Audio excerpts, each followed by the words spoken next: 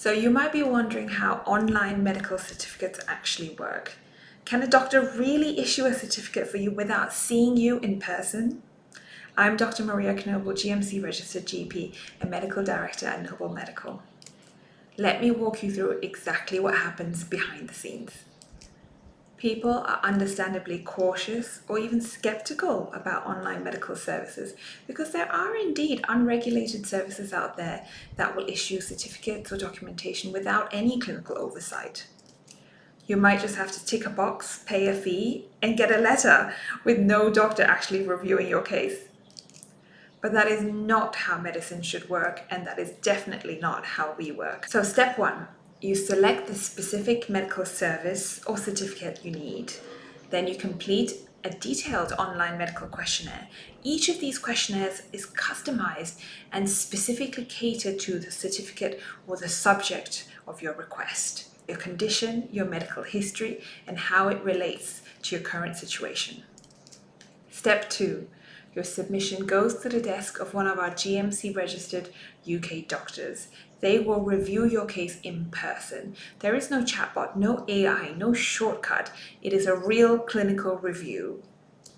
And at MedicalCert and Knobel Medical, we only have real GMC-registered qualified doctors. If the doctor needs any more information, they'll contact you before moving to the next step.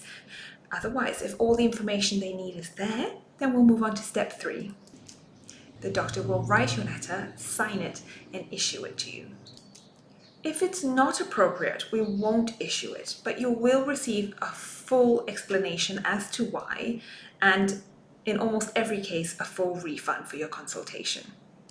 And that is the whole point of a clinical review.